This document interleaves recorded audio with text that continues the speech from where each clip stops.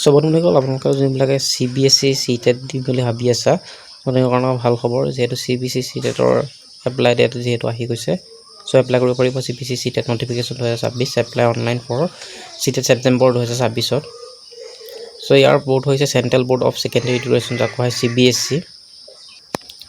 ইয়াৰ official notification আহিছে central teacher eligibility test আৰু central September 2026 ইয়াৰ আপোনালোকৰ যোনটো এক্সামটো হয় এক্সামটো হ'ব CBSE যোনটো চেন্ট্ৰেল টিচাৰ এলিজিবিলিটি টেষ্টটো 6 ছেপ্টেম্বৰ 2026 ইয়াৰ হ'ব টোটেল 27টা লেংগুৱেজৰ আৰু হ'ব বাকি 132খন চিটিত বাকি যদি তুমি চিটেটৰ কাৰণে ইন্টাৰেষ্ট হয় সো এপ্লাই কৰিব পাৰা সো ভিডিওটো চাই লোৱা কি ডকুমেন্ট লাগিব বা কি আপোনালোকৰ লাগিব সো চেন্ট্ৰেল টিচাৰ এলিজিবিলিটি টেষ্টৰ কাৰণে তোমালোকৰ যোনটো CBSE হ'ব লাগিব আৰু CTETৰ এডুকেশ্যন 22 এডুকেশ্যন 6 ছেপ্টেম্বৰ 2026 হ'ব এই এক্সামটো অফলাইন হ'ব অনলাইন নহয় বাকি লেংগুৱেজ হ'ব ইয়াৰ হিন্দী আৰু ইংলিছ বাকি অসমৰ কাৰণে ডিব্ৰুগড় গুৱাহাটী আৰু শিলচৰত পৰিব তোমালোকৰ যোনটো চেণ্টাৰ ইয়াৰ ভ্যালিডিটি CTETৰ সাৰ্টিফিকেট হৈছে লাইফ টাইম বাকি এপ্লিকেশ্যন মোৰ হৈছে অনলাইন বাকি লাষ্ট ডেট সাবমিশন এপ্লিকেশ্যন হৈছে 10 জুনত তোমালোকে ইয়াৰ অনলাইন এপ্লাইৰ লাষ্ট ডেট হ'ব সো তোমালোকে এপ্লাই নকৰাৰ আগতে তোমালোকে যোনটো এলিজিবিলিটি টেষ্ট হয় এলিজিবিলিটি টেষ্টটো চাই ল'ব পাৰা বাকি যোৱা ক্লাছ 1 পৰা ক্লাছ 5 যোনটো প্ৰাইমাৰী ষ্টেজৰ কাৰণে যোনটো সিনিয়ৰ সেকেন্ডাৰী হৈছে with the 50% mark of pass of appearing the final year 2 year diploma element 2 the so নেমৰ 2 বছৰ মানে কি বুলি ডিপ্লোমা কৰা হ'ব লাগিব 50% মাৰ্কৰ বাকি নেক্সট হৈছে তোমালোকৰ যোনটো ইয়াৰ বাবে যোনটো BEd কৰা হ'ব লাগিব মানে DLED নহ'ব BEd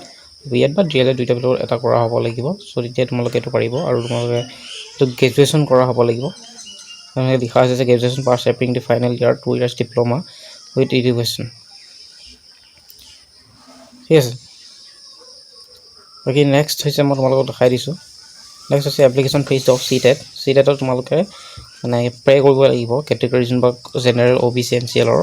অনলি যদি এখন পেপাৰ হয় কয় তেনে 1000 দিব লাগিব 1000 টকা দি পে কৰিব লাগিব অনলাইন তাৰপিছত বথ পেপাৰ এণ্ড 1 and 2 তো 1200 টকা দিব লাগিব ST SC আৰু PWD 500 টকা দিব লাগিব যদি বথ হয় 600 টকা দিব লাগিব বাকি ইয়াৰ payment mode online mode payment হৈছে ডেবিট কাৰ্ড ক্ৰেডিট কাৰ্ড আৰু নেট বেংকিং তাতে কৰিব পাৰা বাকি ইয়াৰ যদিহে তোমালোকক এপ্লাই ভিডিওটো লাগে ডকুমেন্টছৰ জনাবা যে এপ্লাই ভিডিওটো লাগে সো মই এটো যেত কেনেদৰে এপ্লাই কৰিব লাগে ভিডিওটো দি দিম বাকি ইয়াৰ ষ্টাৰ্ট ডেট হৈছিল 11 মে আৰু লাষ্ট ডেট হৈছে 10 জুন বহুত টাইম আছে বাকি কাৰেকচন উইন্ডো হৈছে 15 পৰা 18 জনৰ ভিতৰত হ'ব বাকি CTET এডমিট কাৰ্ডৰ 2 দিনৰ ভিতৰত তোমালোকৰ এটো এডমিট কাৰ্ডখন আহি যাব ডেট অফ CTET এক্সামিনেশ্যনৰ 6 ছেপ্টেম্বৰত হ'ব বাকি যোনটো ৰিজাল্টটো হয় ৰিজাল্টটো দিব অক্টোবৰ 2022 বাকি তোমালোকক যদিহে এপ্লাইটো লাগে কমেন্ট জনাবা পেপাৰ 1 খনত দেখা পাইছা পেপাৰ 1 খনত হ'ব ক্লাছ 1 পৰা ক্লাছ 5 ৰ ভিতৰত তাকি পেপাৰ 2 খনত হ'ব ক্লাছ 6 ৰ পৰা ক্লাছ 8 ৰ ঠিক আছে মানে হৈছে LP আৰু ME স্কুলৰ বাকি চাই লোৱা বাকি সাবজেক্ট আহিব তোমালোকৰ যোনটো চিলড্ৰেন ডিপ্লোমা পেডাগোগী 30 মাৰ্কছ আহিব MCQ মেথমেটিক্স আহিব এনভাইৰনমেন্টাল ষ্টাডিজ আহিব লেংগুৱেজ 1 লেংগুৱেজ 2 টোটাল 150 মাৰ্কৰ হ'ব কুৱেশ্যনটো ঠিক আছে ঠিক নেক্সট সেকেন্ড জুন পেপাৰখনত ঠিক একেদৰে আহিব চিলড্ৰেন ডেভেলপমেন্টত আহিব মেথমেটিক্স আৰু সায়েন্স আহিব সোশ্যাল ষ্টাডিজ আহিব সোশ্যাল সায়েন্স লেংগুৱেজ 2 ইয়াৰো ঠিক 150 মাৰ্কৰ MCQ আহিব ঠিক আছে পেপাৰ 2 ধৰিলো মৰ্নিং হ'ব 9:00 পৰা 12টাৰ ভিতৰত আৰু পেপাৰ 1 হ'ব ইভিনিং